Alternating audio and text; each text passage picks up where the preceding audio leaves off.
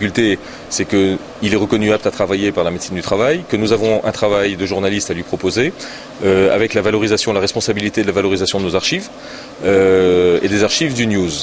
Et en réponse à cette proposition, nous avons une fin de non-recevoir, des actions médiatiques et des pressions qui sont exercées sur l'entreprise. Donc nous avons pris la décision effectivement de nous séparer de François Perrault sur un motif de faute grave. François Perrault a été licencié pour avoir organisé une conférence de presse devant vous.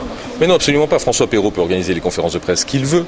Il peut dire ce qu'il veut. Enfin, je veux dire, nous, on est la preuve qu'on peut dire et faire ce que l'on veut. C'est pas le problème. Le problème, ce sont les menaces. Le problème, c'est de m'envoyer des messages, de me dire que si je ne cède pas, il va faire la grève de la faim, etc. Ça, c'est pas acceptable. Le problème, c'est la pression qu'il exerce en venant avec 50 personnes et en s'enchaînant et en donnant des messages forts, symboliques, qui n'ont aucune réalité. Sa chaîne ne l'enchaîne pas. Pas du tout. Sa chaîne lui propose du travail, lui demande de travailler, de gagner ses 50 000 euros par an.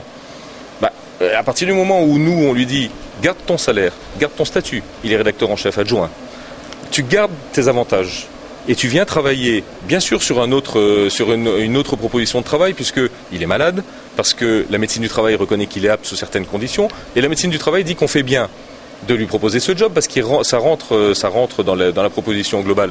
Moi, je ne comprends pas pourquoi est-ce que François ne vient pas travailler. Voilà, très clairement. Donc moi, il s'agit vraiment d'un problème de quelqu'un qui veut plus travailler. C'est son choix. Mais quand on ne veut plus travailler dans une entreprise, à mon avis, on démissionne. Moi, je vois un problème particulier de quelqu'un qui n'a pas envie de travailler dans l'entreprise et qui cherche à se faire licencier pour toucher quoi? Des indemnités conventionnelles qui s'élèvent à 80 000 euros. Voilà ce que je vois. C'est vrai que les gens sont en droit de se demander ce qui se passe dans une entreprise. Quelle est la transparence? Quelle est la politique sociale, etc. Je le rappelle, politique sociale d'antenne Réunion.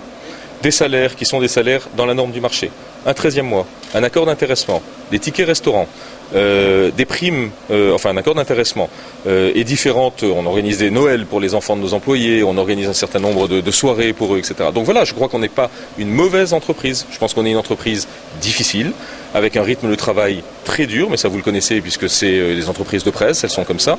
Alors de là maintenant à dire qu'on est dur et non, il y a des entreprises qui sont plus dures que nous. Alors est-ce que ça ternit notre image? Fondamentalement oui.